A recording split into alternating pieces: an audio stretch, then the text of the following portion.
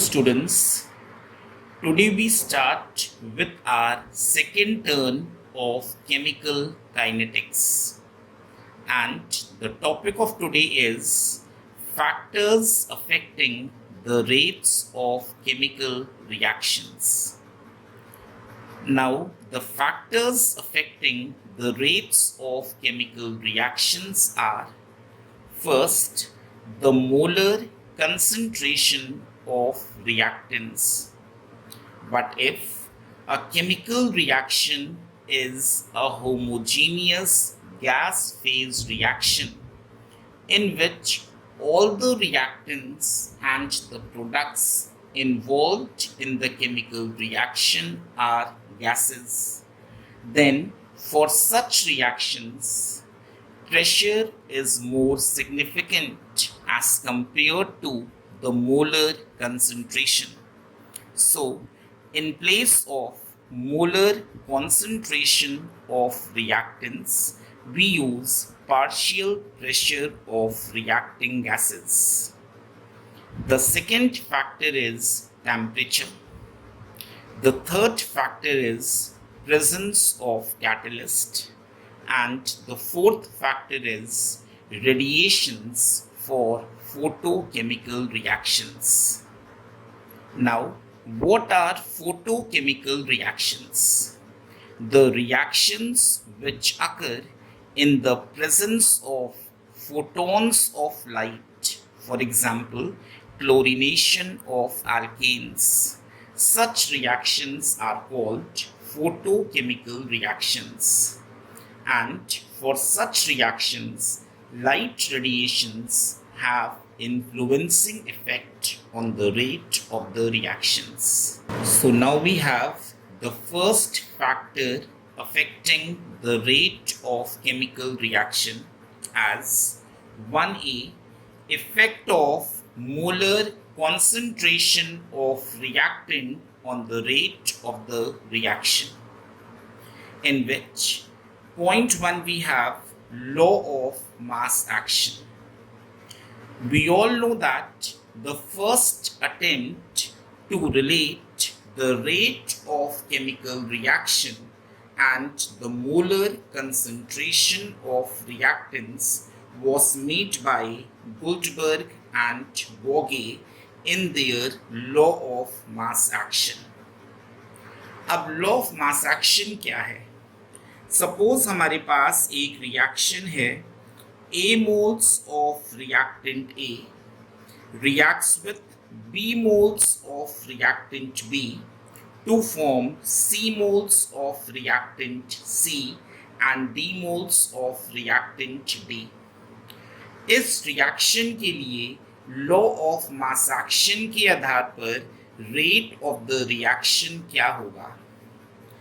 The rate of the chemical reaction small r is directly proportional to the product of the molar concentrations of the reactants A and B, with each concentration term raised to a power of its stoichiometric coefficient as given in the stoichiometric chemical equation.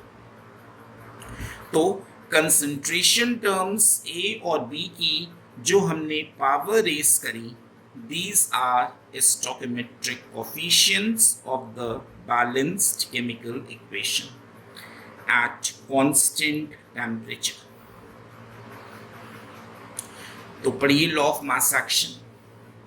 The rate of the chemical reaction is directly proportional to the product of the molar concentrations of reactants, with each concentration term raised to the power of its stoichiometric coefficient as given in the stoichiometric chemical equation at constant temperature.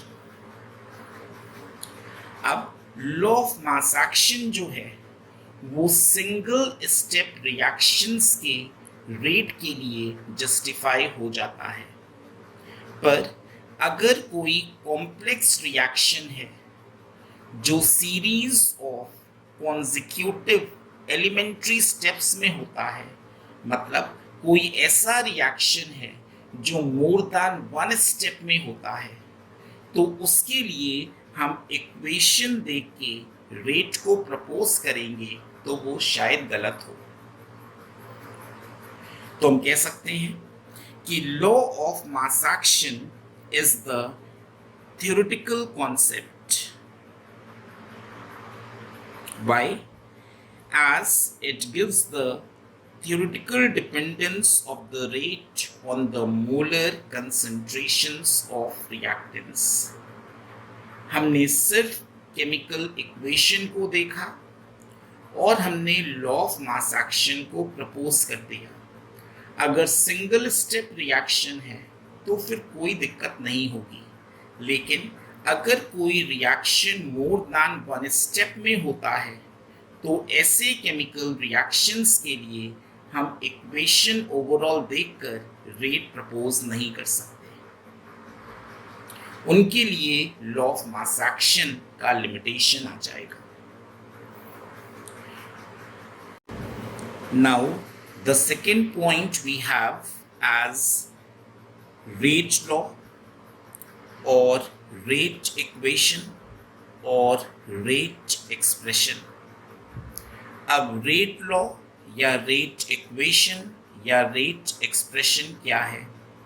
Suppose हमारे पास same reaction है, A moles of reactant A plus B moles of reactant B is giving C moles of reactant C plus D moles of reactant B। अब इस reaction के लिए हम rate law क्या लिखेंगे? इस रिएक्शन की रेट लॉ क्या होगी? देखिए, the rate of the chemical reaction small r is directly proportional to the product of the molar concentrations of the reactants। अब यहाँ पर reactant क्या है? A and B। With each concentration term raised to a power which is experimentally determined। इस बार हमने जो concentration terms A और B का पावर रखा उसको स्टोइकोमेट्रिक कोफिशिएंट देकर नहीं रखा। It is experimentally determined. These X and Y are experimentally determined. These may be equal to the stoichiometric coefficients. They may not be equal to the stoichiometric coefficients. अब हम proportionality हटा दें तो क्या लिख सकते हैं? R इक्वल्स टू एक कांस्टेंट लगा दिया K, molar concentration of A की power of X into molar concentration of B की power of Y at constant temperature। at constant temperature। अब इस बार जो concentration terms की power रेज हुई हैं X और Y, ये stoichiometric coefficient को देखकर रेज नहीं करा गया। Instead, these powers are experimentally determined and these are known as order of that reactant in that reaction। जैसे इस रिएक्शन में A का ऑर्डर X है और B का ऑर्डर Y है। तो पढ़िए रेट लॉ का statement. The rate of a chemical reaction is directly proportional to the product of the molar concentrations of reactants, with each concentration term raised to a power which is experimentally determined and may or may not be equal to the stoichiometric coefficient and is known as order of that reactant for that reaction at constant temperature. तो हम कह सकते हैं कि जो law of mass action थी वो एक थ्योरेटिकल कॉन्सेप्ट था, क्योंकि उसने इक्वेशन देख के रेट को प्रपोज करा था। वहीं पर जो रेट लॉ है, it is the experimental concept. Why? Because it gives the experimentally observed dependence of rate on the molar concentrations of the reactant. Now the third point is order of a reaction. What is order of a reaction? Order का symbol है small n. अभी आपने rate law पढ़ी है। For a reaction, A moles of A plus B moles of B gives C moles of C plus D moles of D. इसके लिए rate law आपने क्या पढ़ी है? R equals to K molar concentration of A की power of X into molar concentration of B की power of Y. अब इसमें जो कंसंट्रेशन टर्म्स के पावर हैं X और Y, जो इनका सम है, that is called overall order of the reaction. तो ऑर्डर ऑफ द रिएक्शन की डेफिनेशन क्या हुई? The order of the reaction may be defined as it is the sum of the indices to which concentration terms are raised in the rate law. अब हमने x और y experimentally find करे थे, तो order is an experimental concept. अब आपके सामने ये सवाल है कि हम बार बार आपसे कह रहे हैं कि जो x और y है उसको हम एक्सपेरिमेंटली निकालेंगे, तो आपके मन में सवाल होगा कि x और y निकाला कैसे जाए। उसके लिए एक एग्जाम्पल है मेरे पास। देखिए क्वेश्चन देखिए। Suppose we have for a reaction 2x plus y gives products. एक ये रिएक्शन है और इसके लिए डेटा आपको दिया है when concentration of x is doubled keeping y constant, the rate of the reaction remains unaltered. फिर second observation, when the concentration of y is made 1.5 times keeping x constant, the rate of the reaction becomes 2.25 times. और हमको इस reaction के लिए order निकालना है जो experimental data से निकाला जाता है। कैसे? देखिए ध्यान से। अब सपोज इस रिएक्शन की हम रेट लॉ मान लें। Let the rate law is, हम रेट लॉ अज्यूम कर लें, इसकी रेट लॉ मान लें R equals to K molar concentration of X की पावर X, जो हम एक्सपेरिमेंटली निकालेंगे, into molar concentration of y की पावर ऑफ स्मॉल y। ये x और y हमको एक्सपेरिमेंटली फाइंड करने हैं। जो एक्सपेरिमेंटल डेटा आपको दिया है, इस डेटा से हमको निकालना है। अब डेटा को हम ऑर्गेनाइज कर रहे हैं। सबसे पहला कॉलम हम बना रहे हैं कॉन्सेंट्रेशन ऑफ रिएक्टेंट x, दूसरा column concentration of reactant y, और तीसरा कॉलम हम बना रहे हैं रेट का। ठीक,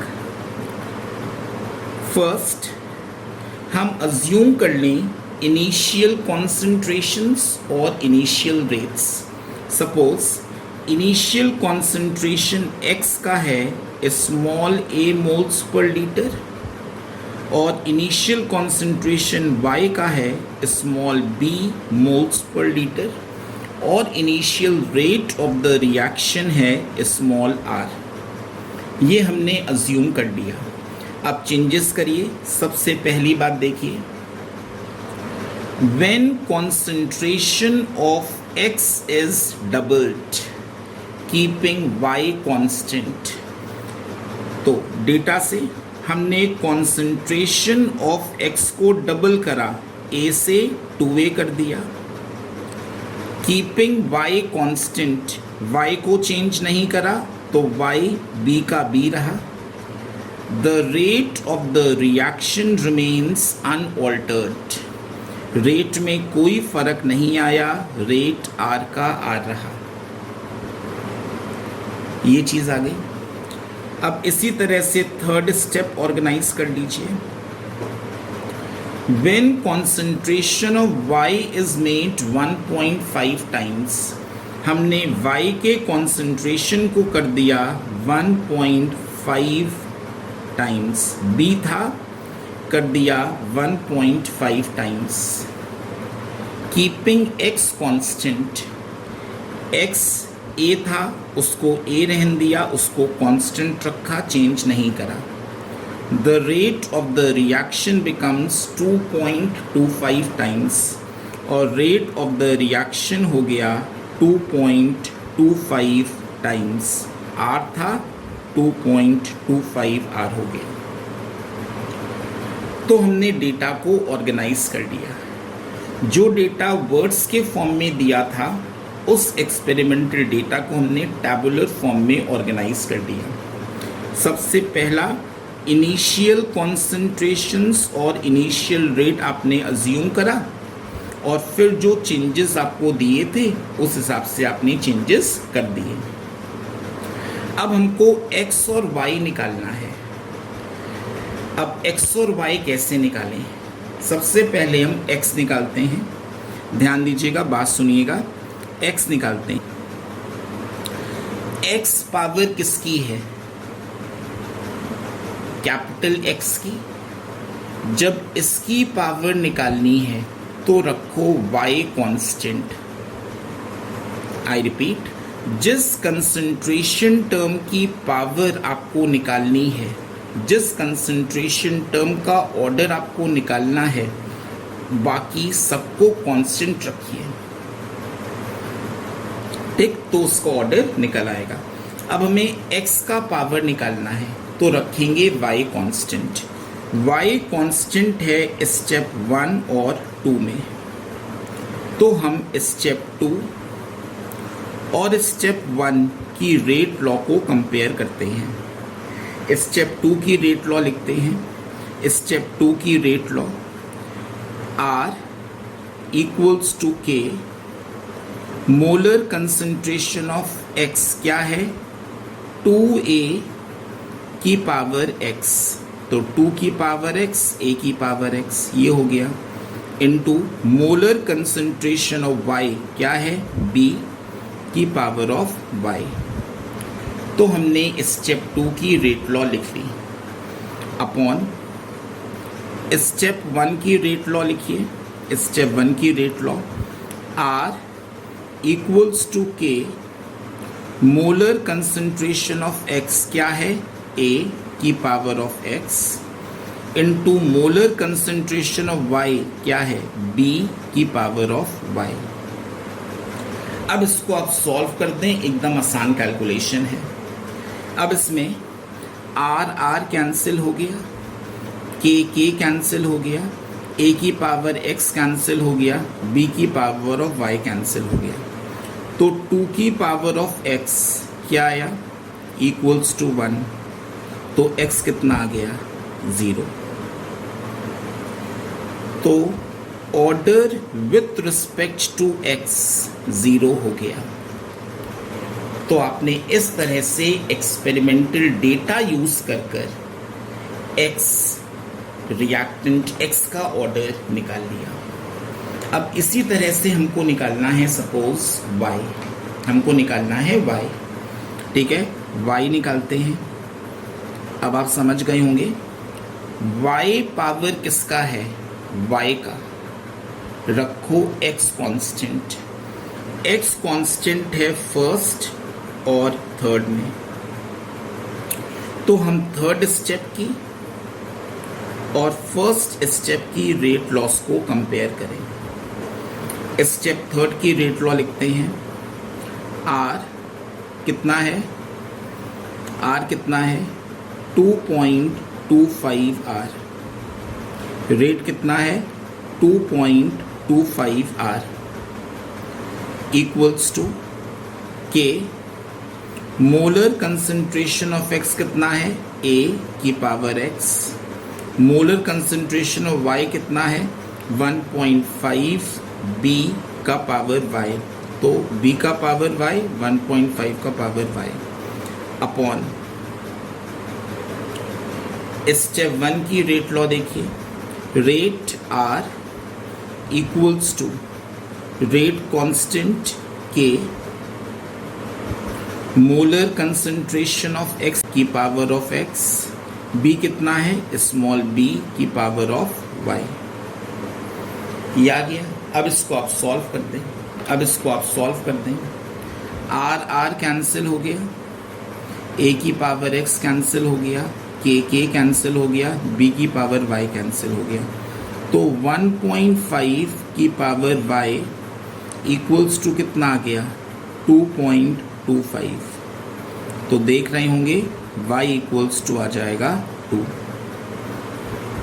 तो हमने इस तरह से एक्सपेरिमेंटल डेटा को यूज कर x और y ऑर्डर निकाला, x का और y का। अब हम रेट लॉ लिख सकते हैं, r equals to k, molar concentration of x का पावर स्मॉल x कितना आया 0, मोलर कंसंट्रेशन ऑफ y का पावर ऑफ स्मॉल y कितना आया 2। तो ये आ गया आपका रेट लॉ। अब रेट लॉ आ गया तो आप ऑर्डर ला सकते हैं। ऑर्डर कितना होगा, ऑर्डर हो जाएगा x प्लस y दोनों के कंसंट्रेशन टर्म्स के पावर का सम, तो ऑर्डर हो गया 2। ये सेकेंड ऑर्डर रिएक्शन। इस तरह से हम लोग ऑर्डर ऑफ द रिएक्शन निकाल सकते हैं यूजिंग एक्सपेरिमेंटल डेटा। अब पॉइंट 4 आ रहा है, रेट कांस्टेंट क्या है, वही रेट कांस्टेंट जिसको हमने सिंबल दिया था स्मॉल के, एक और नाम वेलोसिटी कांस्टेंट, एक और नाम specific reaction rate, symbol small k. देखिए हमारे पास रेट लॉ है R equals to K molar concentration of A की power of X into molar concentration of B की पावर ऑफ Y। ये रेट लॉ आपके पास लिखी हुई है। अब आपको याद होगा कि जब भी कोई कांस्टेंट को डिफाइन करते हैं, उससे जुड़े जो भी टर्म्स होते हैं उनको यूनिटी माना जाता है। अब हमें K को डिफाइन करना है, तो इससे जुड़ा मोलर कंसंट्रेशन ऑफ A को 1 मोलर मान लें, मोलर कंसंट्रेशन ऑफ B को 1 मोलर मान लें। जब molar concentration of A 1 molar है, molar concentration of B 1 molar है, तो क्या लिख सकते हैं R equals to K molar concentration of A 1 की power X, molar concentration of B 1 की पावर ऑफ Y। तो R इक्वल्स टू K आ गया। इस R इक्वल्स टू K को शब्दों में ले आए। The rate constant of a chemical reaction equals to the rate of the reaction when the molar concentrations of the reactants are unit molar। तो ये हो गई डेफिनेशन रेट कांस्टेंट की, या वेलोसिटी कांस्टेंट की, या specific reaction rate small k की। Now we have the next point as relation of order and the unit of the rate constant। जो यूनिट ऑफ रेट कांस्टेंट है और जो order of the reaction है उसका relation होता है। देखिए किस तरह से, सपोज हमारे पास रिएक्शन है A गिव्स B और ये रिएक्शन जीरो ऑर्डर रिएक्शन है फॉर एग्जाम्पल, तो हम रेट लॉ क्या लिख सकते हैं, R इक्वल्स टू रिएक्टेंट के रिस्पेक्ट में negative sign change in concentration of A upon change of time, ये हो गया रेट ऑफ द रिएक्शन। और अगर हम रेट लॉ लिखें तो क्या लिख सकते हैं, R equals to K molar concentration of A की पावर ऑफ जीरो, क्योंकि ये जीरो ऑर्डर रिएक्शन है। तो R equals to minus DA/dt equals to K आ गया। तो K की यूनिट क्या होगी, K की यूनिट वही होगी जो रेट की यूनिट होगी। So for zero order reactions, the unit of rate constant is same as the unit of rate. तो unit of K क्या हुई, moles per liter per second, same as the unit for the rate. Now suppose the same reaction is the first order reaction. तो first order reaction के लिए rate law क्या लिखेंगे, rate of the reaction equals to with respect to reactant minus sign change in concentration of reactant DA upon change of time DT equals to rate law क्या होगी, K molar concentration of A की power of 1, क्योंकि first order reaction है। तो R equals to K A की power of 1, R equals to K A की power of 1। अब K की यूनिट क्या होगी, रेट की यूनिट अपॉन कंसंट्रेशन की यूनिट। रेट की यूनिट है मोल्स पर लीटर पर सेकेंड, कंसंट्रेशन की यूनिट है मोल्स पर लीटर। अब मोल्स पर लीटर ऊपर, मोल्स पर लीटर नीचे कैंसिल हो गए, तो यूनिट ऑफ रेट कांस्टेंट क्या आई, सेकेंड इनवर्स। तो फर्स्ट ऑर्डर रिएक्शंस के लिए रेट कांस्टेंट की यूनिट है time inverse. Now suppose the same reaction is a second order reaction, तो रेट क्या लिख सकते हैं, R equals to K molar concentration of A की पावर ऑफ 2, क्यों, ये सेकेंड ऑर्डर रिएक्शन है। तो K की यूनिट क्या होगी, R की यूनिट अपॉन A का कंसंट्रेशन का स्क्वायर।